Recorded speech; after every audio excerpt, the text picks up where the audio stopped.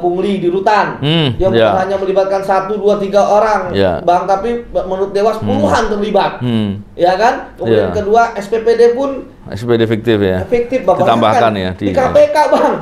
Keburukan itu ada kontribusinya juga. Betul, siapa yang harus diminta bertanggung jawab? Betul. Panitia seleksi ke pimpinan KPK. Mereka memilih pimpinan-pimpinan KPK yang bermasalah. Apakah mereka tidak punya kompetensi untuk mencari calon? Apakah tidak punya kompetensi untuk meneliti? Yang kedua DPR. DPR yang kemudian memilih, tapi sebelumnya Pak Presiden ya. Pak Presiden juga kemudian mengusulkan, menyampaikan ke ini orang-orang itu juga. Hasil pansel 10. Hasil pansel ya. Ya mungkin Pak Presiden tinggal ngikutin pansel aja barangkali. KPK menjadi lembaga paling lemah, paling tidak dipercaya publik hari ini. Lembaga penegak hukum paling tidak dipercaya publik hari ini.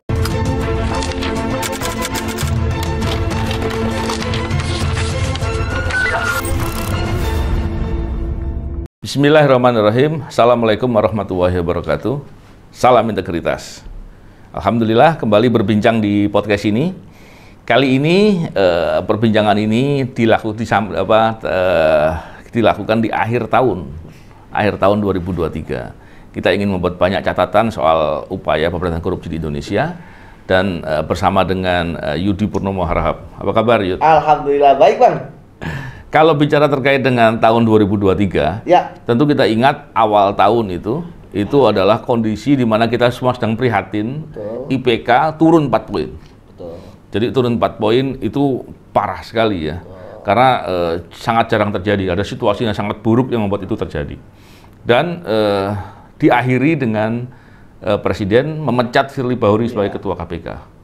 Gimana? Jadi punya catatan apa sih selama setahun ini? Kok awalnya mengagetkan, akhirnya walaupun dari diduga, ya buruk juga gitu kan? Jadi kita bikin kaleidoskop, Bang ya? Nah, ya. Jadi benar yang dikatakan oleh Abang ya, bahwa pemberantasan korupsi di tahun 2023 merupakan masa paling kelam dalam upaya negara kita memberantas korupsi yang luar biasa, yang dimulai dari indeks persepsi KPA, indeks persepsi korupsi yang anjlok, ya kan? Turun 4 poin. Dari 38 menjadi 34, ya, yang seharusnya di bulan-bulan berikutnya sampai akhir tahun ada peningkatan upaya, betul Bang. Tetapi ternyata malah diakhiri dengan berhentinya Firly Bahuri dari ketua KPK karena permasalahan etik. Nah, bukan cuma etik aja, itu kejahatan juga, Bang. Nah, kejahatan yang tentu kan itu ranahnya Polda Metro, Bang ya. Tetapi terkait dengan pemberhentian pada hari ini, kita melihat salah satu konsiderannya sudah bagus ya. Itu adalah bahwa putusan Dewas, Bang, seperti itu. Nah, kembali kita lihat, Bang, dari pertama, ketika di 2023 awal keluar indeks persepsi korupsi, kemudian anjlok 4 poin, dan kemudian ternyata lepas tangan semua, Bang. Saya ketika itu sudah memprediksi pasti akan parah nih berikutnya. Kemudian kita lihat dari kasus juga, Bang. Bagaimana ternyata di 2023 ini, kasus-kasus korupsi yang merugikan keuangan negara yang sangat besar itu masih mendominasi. Korupsi-korupsi yang dilakukan oleh public figure, artinya orang-orang yang terkenal, itu masih dilakukan, pejabat tinggi maupun daerah. Kita balik di awal, Bang. Ini ada yang menarik, Bang. Ketika kasus korupsi terjadi di awal dengan adanya flexing Bang di sosmed. Ini menjadi baru, menjadi karakter baru dalam pemberantasan korupsi.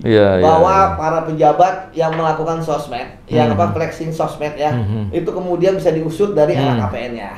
Nanti mungkin Abang bisa membahasnya kemudian akhirnya kita tahu bahwa ada kasus di pajak, Rafael Alun, yang membuat semua tersentak gitu kan. Ketika masyarakat melihat kok keluarganya memamerkan, tidak sesuai, tidak patut lah. Kemudian kedua, bagaimana ada dugaan transaksi mencurigakan 159 triliun, Bang. Ya kan? Nah, itu juga menjadi 349 bukan tuh? 349, Bang, ya? 349 triliun, yang waktu itu disampaikan oleh Pak Mahfud. Jadi sebanyak itu, Bang. Itu yang menarik. Kemudian terkait dengan kasus korupsi menteri, Bang. Bayangkan, seharusnya kan ketika dulu ketika dulu menangani, Bang, menteri gitu kan, harusnya itu menjadi efek jerah ya. Tapi ternyata ada menteri pertanian, ada menteri Menkominfo gitu kan, terkait dengan BTS dan lain-lain sebagainya. Kemudian Wamenkumham juga menjadi tersangka kasus korupsi. Bayangkan Bang. Terus ketua KPK jangan lupa. Dan itu kan. Nah, dan terakhir ya kan ketua KPK. Artinya kemudian juga terkait dengan beberapa gubernur ya kan, yang juga menjadi tersangka korupsi, termasuk gubernur Papua, gitu kan, itu menjadi sorotan yang paling banyak ini kan ya, disorot oleh masyarakat selama tahun 2023 ini, yang artinya pemberantasan korupsi sedang tidak baik-baik saja. Tapi ada secerca harapan, misalnya pertama Bang, kejaksaan sudah mulai menangani kasus seperti aktif, kan. Kemudian yang kedua yang menarik adalah bagaimana kepolisian juga berkontribusi dalam kasus korupsi, berani untuk menangani kasus yang melibatkan ketua KPK, Bang. Walaupun dia purnawirawan Polri, berani untuk dilakukan. Purnawirawan Polri. Kemudian bintang 3 gitu kan. Kemudian yang menarik ketua KPK, Bang. Dan kemudian yang melakukan investigasi dengan dibantu juga itu Polda Metro gitu kan. Artinya setingkat Polda, walaupun kita tahu dibantu diasistensi oleh Dirtipikor Mabes Polri artinya dia di dalam kegelapan masih ada harapan, Bang. Kita paham. Nah, saya nggak tahu di 2023 ini dengan potret yang sebanyak ini, Bang, korupsi masih merajalela, korupsi termasuk yang satu lagi, Bang, bagaimana korupsi fiktif di BUMN karya. Sempat waktu itu bayangkan, Bang, 2,5 triliun. Iya, Bang. Kalau misalnya 500 juta, 1 miliar gitu kan, mungkin fiktif agak inilah, gampang lah ya. Tapi kalau 2 triliun dan untuk BUMN karya yang berarti fisik, Bang. Nekat ya. Nekat, Bang. Bagaimana kita tahu kita ada prosedur barang dan jasa, ada prosedur proses pembayaran, ada tahap 1 berapa persen, tahap 2 berapa persen, akhir berapa persen gitu kan. Penerimaan serah terima barang dan jasa seperti apa. Jadi itu yang membuat kita terhenyak gitu kan. Loh, ini kenapa masih ada itu, Bang. Tanggapan dari saya, Bang, terkait dengan menarik sekali 2023 pemberantasan korupsi seperti apa. Terakhir yang paling penting gitu kan, bahwa ternyata juga tubuh KPK sebelum Pak Firly itu kan juga bermasalah. Kalau kita lihat mulai dari pungli di rutan yang bukan hanya melibatkan 1, 2, 3 orang, Bang, tapi menurut Dewas puluhan terlibat, ya kan. Kemudian kedua SPPD pun fiktif fiktif, Bapak, ditambahkan kan, ya di KPK, Bang. Artinya kalau tempat lain sebagainya tapi ini di KPK bukan seperti itu gitu kan. Belum lagi ini berhubungan dengan pihak berperkara yang diduga dilakukan oleh orang lain lagi. Betul. Dan juga kita lihat bahwa KPK pun juga nggak banyak melakukan penindakan kasus korupsi. Betul, Bang, betul. itu yang istilahnya kayak lagi ini harus kita evaluasi untuk kedepannya. Semoga di 2024 apalagi tahun politik, Bang, semua akan fokus ke pemilu kan. Betul. Karena mau dari awal bulan di Februari tahun di Februari hingga nanti mungkin Oktober gitu ketika pilkada serentak seperti itu, Bang. Memang mendengarnya dari yang disampaikan tadi kita prihatin sekali. Mulai dari IPK anjlok. Tadi kasus-kasus yang disampaikan tadi, mulai dari BUMN karya, ternyata diduga korupsi fiktif. Korupsinya fiktif. Kalau korupsi markup itu mungkin masih banyak kelihatan. Ini fiktif, dahsyat itu. Dan banyak lagi yang lain tadi yang disampaikan. Bahkan publik juga masih menunggu-nunggu soal kasus BTS contohnya, yang disebut kerugian keuangan negara diduga 8 triliun, tapi dari fakta-fakta persidangan hanya miliaran yang muncul gitu. Ini kan banyak hal-hal yang kemudian membuat kita prihatin ya. Dan IPK-nya sudah anjlok, problem-problemnya banyak, KPK-nya justru malah bermasalah. Dan kalau kita lihat seharusnya di masa politik masa kampanye atau masa tahun politik gitu ya, itu yang banyak potensi korupsi terjadi. Karena biasanya praktek korupsi juga digunakan untuk biaya politik gitu. Seharusnya KPK-nya melakukan upaya-upaya antisipatif. Bukan sibuk dengan malah berbuat korupsi gitu. Ini kan hal yang yang nggak masuk akal gitu ya, tapi terjadi gitu masalahnya. Apalagi ketika situasi itu ternyata banyak lagi yang lain, dan saya khawatir di akhir tahun ini kan IPK akan diumumkan lagi ya. Betul Bang. Kemungkinan besar turun lagi kan. Ya, untuk tahun ini. Bang. Saya yakin akan sangat turun lagi. Iya. Kalau turun lagi coba, kita ini kasarnya kalau dibilang babak belur gitu. Iya. Babak belur. Nah kalau kita lihat, IPK Indonesia ini turun, itu paling tidak sejak 2019. Karena 2014 awalnya Pak Presiden menjabat, Pak Jokowi menjabat sebagai Presiden, itu IPK kita 34. Sama sekarang. Naik sampai sekitar 40 atau 41 waktu itu ya. 40 Bang. 40 ya. Iya, Bang. Di angka 40 ini cukup bagus ini. Kita meyakini bahwa itu akan segera meningkat sampai 50. Iya. Ternyata dilakukan perubahan undang-undang. Iya. Undang-undang KPK direvisi. Beberapa revisinya itu justru membuat KPK menjadi tidak independen, menjadi lemah dan menjadi tidak bisa bekerja dengan optimal. Dimasukkan pimpinan KPK yang bermasalah. Masalahnya banyak. Lili Pintauli masalahnya kurang apa? Firly Bahuri kurang apa? Bahkan ada diduga pimpinan lain yang masih belum terproses ya. Bahkan yang kasus yang terakhir yang pimpinan penggantinya Lili, Johannes Tanak ya. Itu yang diperiksa di Dewan Pengawas kemudian dinyatakan tidak bisa dibuktikan karena dihapus barang buktinya, kan lucu gitu. Jadi melihat segala permasalahan itu, saya yakin itu ada korelasinya dengan penurunan IPK dari 40 terus sampai tahun lalu 34, dan saya khawatir tahun ini turun lagi. Ketika turun lagi, apa yang terjadi? Saya berpikirnya begini ya. Semua kejadian ini tidak lepas dari perbuatan atau kontribusi. Keburukan itu ada kontribusinya juga. Siapa yang harus diminta bertanggung jawab? Panitia seleksi pimpinan KPK. Mereka memilih pimpinan-pimpinan KPK yang bermasalah. Apakah mereka tidak punya kompetensi untuk mencari calon? Apakah tidak punya kompetensi untuk meneliti? Kalau nggak punya kompetensi nggak mungkin ditunjuk gitu. Sedangkan mereka itu bekerja dibantu oleh banyak pihak, banyak kementerian lembaga. Dia bisa mendapatkan banyak informasi dari masyarakat. Sangat mudah. Bahkan waktu itu kalau nggak salah dari wadah pegawai ngasih masukan juga itu ya.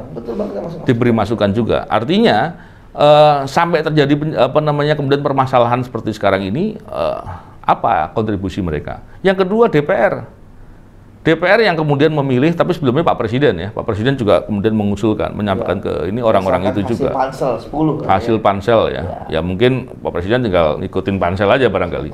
Tapi ini semua membuat permasalahan itu terjadi, dan kalau kita lihat ada banyak pihak yang memuji-muji pimpinan KPK yang bermasalah. Betul Bang. Dipuji-puji, artinya orang bermasalah, dipuji-puji, terus kemudian terus berbuat masalah gitu. Betul Bang. Jadi apa ya? Saya kalau mau dibilang marah, sudah pantas marah seharusnya. Dan memang dampaknya juga berat. Coba bayangkan, IPK terjun bebas, bukan sekedar anjlok ya. Kalau anjlok itu cuma sedikit ya. Terjun bebas. Dan kemudian KPK menjadi lembaga paling lemah, paling tidak dipercaya publik hari ini. Lembaga penegak hukum paling tidak dipercaya publik hari ini. Hasil CSIS ya Bang ya? Hasil CSIS ya. Nilainya berapa? 58,8. Di bawah nilai 6 gitu. Passing grade sekali ya. Iya, dulu waktu zaman kita kan KPK menjadi lembaga yang terpercaya Bang. Paling dipercaya. Betul. Sekarang menjadi paling bawah. Jadi situasi ini ditambah dengan perubahan undang-undang yang menempatkan KPK dalam rumpun eksekutif. Jadi, terus apa yang kira-kira bisa dibuat? Apakah orang-orang yang berkontribusi tadi pura-pura nggak tahu gitu? Atau kemudian mereka mesti harus bertanggung jawab? Apa yang bisa dibuat kira-kira? Ya kalau saya sih, ya mereka melaksanakan itu semua lega formal wajar aja bagi mereka. Sudah disuruh milih ketua, pimpinan KPK, disuruh revisi undang-undang, revisi gitu kan. Nah, kita nggak tahu nih, ya siapa di balik ini semua, gitu kan, belum terbongkar gitu kan, yang pertama. Kemudian yang kedua Bang, yang paling menarik adalah bagaimana pemberantasan korupsi ke depan, ya pasca misalnya Firly, gitu.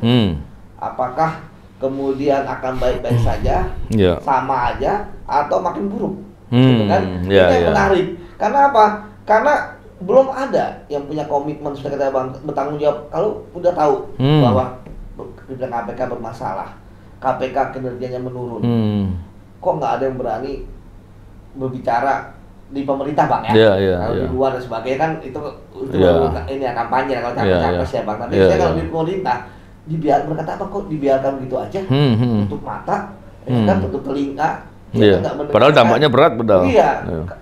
Kok nggak berani untuk kemudian merevisi kembali undang KPK? Iya, iya. Ya kan, kemudian DPR seolah-olah nggak peduli ya? Iya, nggak peduli, nggak ada suaranya ya. Betul. Kemudian yang kedua, ada yang berani bertanggung jawab bahwa itu memang pilihan kami. Nah, kami bertanggung jawab atas itu. Iya, iya. Gitu. Ingat loh Bang, perjuangan kita kan dulu nggak mudah, ya kan? Kita berani untuk bersuara dan mahasiswa bahkan masyarakat sipil gitu kan, menolak revisi undang-undang KPK, menolak capim bermasalah. Artinya gini, artinya dulu kita perjuangkan benar loh sekarang.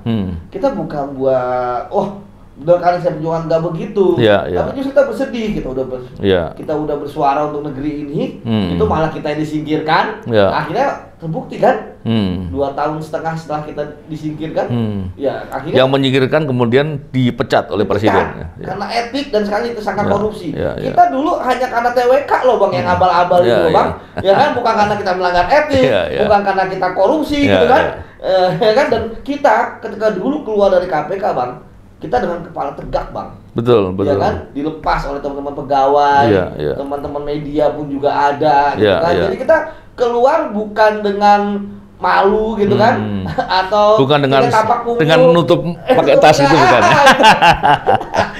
Seperti itu berani aja menghadapi kan. Kalau misalnya nggak ada itu Bang, saya pribadi Bang, ya. Karena melihat KPK juga sekarang kan 4 pimpinan ini kan juga bagian dari pimpinannya zamannya Firly ya. Iya betul. Ya artinya ya bagi saya pimpinan 4 ini mereka hanya menunggu waktu selesai ya prosesnya. Sebenarnya nggak akan ada kebijakan yang berarti kecuali mereka berhasil menangkap Harun Masiku. Itu dulu Bang. Karena menangkap Harun Masiku tidak secepat kilat juga, tapi setidaknya ya kan ada hal adalah yang dilakukan oleh mereka. Jadi menurut saya itu aja yang bisa dilakukan oleh mereka Bang, karena menurut saya yang sekali lagi mereka hanya tinggal menunggu akhir periode sampai tahun depan gitu kan, sebelum nanti ada pimpinan baru. Nah ketika nanti ada pimpinan baru ya nanti kita akan lihat apakah dejavu memaksakan orang-orang bermasalah. Ya kan? Ya kalau misalnya nanti dejavu memaksakan orang yang bermasalah, rekam jejaknya nggak jelas, ya kan? Hancur KPK-nya. Hancur KPK. Dan itu kan terbukti.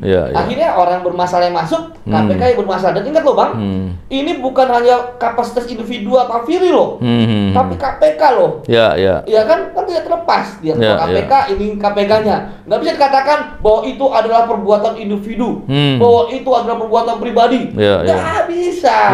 Itu sebabnya kemarin kan survei. Saya sedih gitu kan ketika survei kemarin KPK menjadi lembaga penegak hukum tidak dipercaya. Ingat loh ketika KPK didirikan kan karena penegak hukum yang lain, itu kepolisian dan kejaksaan tidak dipercaya. Ya, dianggap tidak dipercaya dan belum mampu untuk menangani kasus korupsi ketika dulu. Nah, sekarang malah mereka mampu menunjukkan mampu. Nah ini kan bahaya begitu Bang, bagi istilahnya eksistensi KPK. Ya kan, KPK membuktikan harus bisa. KPK membuktikan bahwa mereka sebenarnya ada trigger dari polisi dan kejaksaan. Mereka ada role model dari polisi kejaksaan. Jangan kebalik, malah kejaksaan yang menjadi role model berani memberantas korupsi triliunan dengan pejabat menteri misalnya, polisi juga berani menangani pejabat tinggi yaitu ketua KPK gitu kan.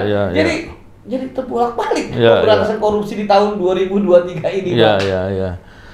Ya, prihatin Yud. Tapi gini Yud, apa yang Yudi sampaikan tadi, saya malah melihatnya begini ya. Kalau ada positifnya? Ya, mesti harus begitulah Yud. Siapa? Dia berimbang. Siapa? Jadi kalau melihat dari KPK sekarang ini, saya pandang kalau pimpinan KPK hanya diharapkan bekerja nggak bisa, percuma saya pikir. Karena mereka juga belum bisa menunjukkan atau membuktikan bahwa mereka bukan bagian dari masalah.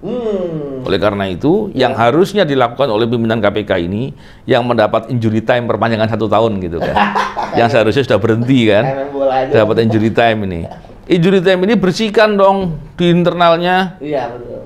Pimpinan KPK yang terlibat, koleganya laporkan karena Anda punya kewajiban. Bukan terus kemudian saling melindungi atau saling menutupi. Betul, Bang. Atau pura-pura nggak tahu. Nah itu. Iya kan? Kalau pura-pura nggak tahu itu nggak berintegritas. Siap. Kan gitu. Oke, Bang. Siap. Jadi kalau saya melihat begini, yang pertama mestinya pimpinan KPK atau paling nggak ketuanya lah, ketuanya yang sekarang kan Pak Nawawi, Pak Nawawi mestinya bisa dong berkoordinasi dengan siapapun lah, dengan internal KPK untuk mencari fakta. Masa di internal KPK nggak tahu sih pimpinan KPK yang lain yang terlibat masalah yang mana? Nggak mungkin, saya yakin sangat tahu. Ketika kemudian jelas, laporkan saja. Ketika koleganya ada yang berbuat kejahatan jelas kok diaturnya di mana, deliknya mudah dibaca. Laporkan, dan kemudian setelah itu orang-orang yang bermasalah biar ditempatkan pertanggungjawaban yang semestinya kepada mereka. Begitu juga dengan level pegawai ataupun strukturalnya yang ada masalah, bawa ke pertanggungjawaban semestinya. Betul. Jangan kemudian ketika ada perbuatan korupsi hanya ditangani etik gitu, atau pura-pura nggak tahu gitu, atau hanya disuruh mengundurkan diri. Nah itu Bang. Ini kan cara-cara yang nggak benar. Betul. Kalau itu bisa dilakukan dalam tempo contohnya 3 bulan gitu, atau 4 bulan, saya yakin setelah itu KPK mulai bisa lah merancang untuk melakukan sesuatu sehingga nanti pimpinan KPK baru yang terpilih sudah ada pondasi untuk bekerja. Betul, jangan kemudian dirusak, diporak-porandakan, dapat injury time, pura-pura nggak tahu, dan kemudian pimpinan KPK yang baru nanti kemudian mendapatkan beban dan tanggung jawab kerusakan yang begitu parah, dan 5 tahun atau 5 tahun ya setelah ini ya, itu kemudian mereka hanya disuruh untuk memperbaiki internal KPK. Nggak bisa Bang. Kan kacau kalau begitu caranya. Gimana Yudi tanggapannya? Ya terakhir ya Bang, bahwa dulu kan KPK itu dibangun dari pondasi, sehingga kemudian kita sampai jadi rumah. Dan rumah itu adalah rumah bersama semua. Rumah yang menaungi ya untuk bisa memberantas korupsi. Dan ketika kemudian sekarang dihancurkan, membangun lagi akan sulit Pak. Betul. Lebih mudah membangun rumah dari awal daripada membangun rumah yang rusak. Kita mau nambal dari mana? Kita mau memperbaiki yang mana? Kita mau renovasi yang seperti apa? Kita mau membentuk yang bagaimana Bang? Nah itu yang menurut saya, ya jangan sampai nanti yang terjadi adalah dibangun tapi yang penting ada atap pelindung aja. Jadi yang penting apakah ada KPK? Ada. Apakah ada koruptor tangkap? Ada, tetapi kan nggak memuaskan. Jadi bukan berarti korupsi, hanya formalitas. Jadi ketika tadi saya katakan Bang, ya akhirnya yang penting nanti KPK-nya ada, rumah itu ada, gitu kan? Tapi jiwanya, soulnya, gitu kan? Nggak ada. Keteladanannya nggak ada juga. Betul. Akhirnya bekerja hanya sekedar bekerja. Profesional, profesional. Karena kan sekarang pekerja nggak mungkin nggak profesional, gitu kan? Gitu. Tapi semangat batas korupsinya hanyalah sebatas kerjaan. Padahal sebenarnya seharusnya ketika bekerja di KPK bukan sekedar hanya pekerjaan ya, tetapi juga pengabdian. Gini, saya mungkin ada satu pertanyaan terakhir ya. KPK itu selain dari tugas penindakan, pencegahan dan pendidikan, KPK itu di pasal 8 pasal 9 saya lupa ya. Itu ada tentang koordinasi dan supervisi. Betul. Yang koordinasi dan supervisi ini kemudian hanya dimaknai sempit. Yaitu hanya melakukan pendampingan atas kegiatan pencegahan ataupun penegakan hukum penindakan, penyidikan atau penuntutan. Semestinya yang saya pahami begini, yang dimaksud dengan supervisi dan koordinasi itu pada dasarnya itu menempatkan semua kementerian lembaga itu melaksanakan pemberantasan korupsi di tempatnya masing-masing. Kemudian KPK-nya melakukan supervisi dan koordinasi atas pelaksanaan dari upaya pemberantasan korupsi di tempatnya masing-masing. Ketika itu dilakukan, aku tuh sangat efektif. Tapi hari ini, ketika KPK-nya sangat tidak dipercaya dan tidak bisa jadi teladan, sulit sekali KPK mau mengkoordinir, mengkoordinir, memimpin atau melakukan upaya. Terus menurut Yudi, mulai dari mana melakukan? Tadi kalau Yudi bilang kalau rumah sudah hancur lebur gitu ya, kena badai gitu ya, itu kan rusaknya kita nggak ngerti tuh mau memperbaiki dari mana. Tapi dari semua perspektif itu, Yudi kan punya pengalaman jadi ketua wadah pegawai, sampai sekarang malah itu ya. Dan Yudi sering juga diskusi soal perbaikan KPK karena salah satu tugas wadah pegawai adalah menjaga KPK seperti tujuan pembentukannya. Kira-kira apa yang harusnya dilakukan oleh pimpinan KPK ataupun pihak dari pemerintah untuk memperbaiki itu? Kalau saya Bang ya, kalau mau bicara jujur Bang. Kalau Yudi jadi ketua KPK hari ini, gitu, apa yang dilakukan? Mungkin kan seperti itu Bang tanya. Kalau saya mau jujur Bang ya, kalau memang pimpinan KPK empat-empatnya itu sayang sama KPK, ya lebih baik mereka mundur semua, Bang. Mundur semua? Mundur semua, untuk kemudian dicari pemimpin yang bisa menyegarkan KPK. Karena kalau enggak, setahun ke depan kepercayaan masyarakat tidak akan bisa pulih kepada KPK. Karena tadi saya katakan, ini masih pimpinan di eranya Pak Firly. Kan? Kemudian yang kedua, kalau misalnya nggak ada prestasi yang luar biasa, ya kan? Nggak akan ada ini, gitu kan? Nggak akan ada perbaikan, baik pemulihan kepercayaan dan sebagainya. Kemudian yang paling terpenting adalah, Bang, benar ketika misalnya KPK dia tidak memberikan teladan, gimana jadi role model? Betul. Mereka bicara LKPN misalnya, ayo isi LKPN, loh itu ketua Anda kena etik karena tidak melaporkan seluruh LKPN-nya. Gimana teman-teman kita di LKPN tuh ngomongin ke ini? Ayo isi yang benar, isi sesuai fakta. Mau atas nama orang lain tapi sebenarnya kalian masukin. Ya kan? Mau nomini orang lain, ya kan? Mau dia beneficiary owner gitu kan? Masukin. Nah sekarang ketua KPK berapa aset itu nggak dimasukin kemarin, Bang? Banyak. 1, 2, 3. Iya kan? Kalau 1 mungkin nggak dimasukin, inilah gitu kan? Kemudian gratifikasi pun juga, gitu kan? Akan sulit. Termasuk keteladanan. Saya heran misalnya, masih nggak mereka berani ngomong integritas dengan slide mereka, PowerPoint. Wah kalian jangan korupsi gini-gini. Dalam hati, loh Bapak ngajarin kita korupsi, internal Bapak udah bener belum? Bapak ngajarin kita perbaikan sistem, ya kan? Bapak ngajarin kita pencegahan. Itu kan yang berat, Bang, menurut saya. Kecuali memang ketika mereka bicara tentang pencegahan korupsi, bicara tentang integritas, hatinya hanya penting ngomong aja. Nggak pakai hati ya. Nggak pakai hati, artinya nggak ada. Jadi kita ngomongin integritas loh, biasa aja gitu kan. Kita ingat waktu yang Bu Lili, sangkut masalah Mandalika misalnya, dia masih ngomong loh tentang integritas kan. Itu keterlaluan. Ya maksudnya, loh gimana gitu kan? Maksudnya itu ya saya katakan, Bang, bahwa ya ketika bekerjanya bekerja, gitu kan. Akhirnya ketika menyampaikan tentang 9 nilai anti korupsi, jujur, berani, disiplin, sederhana gitu kan, dan sebagainya gitu. Ya bisa ceritain, tapi gimana gitu. Kalau saya nggak bisa ngomong, apa yang saya lakukan, Bang? Seperti itu, Bang. Itu poin penting, menarik sekali. Apa yang disampaikan Yudi tadi sangat mendasar sekali. Kita tinggal tunggu apakah pimpinan KPK itu sayang dengan KPK dan kemudian mengundurkan diri, atau mereka nggak peduli, hanya bekerja dan meneruskan apa yang seharusnya yang dia lakukan, dan kemudian nggak bisa berbuat apa-apa dan membiarkan KPK semakin buruk. Kita tunggu, kita lihat. Terima kasih Yudi. Salam integritas. Assalamualaikum warahmatullahi wabarakatuh.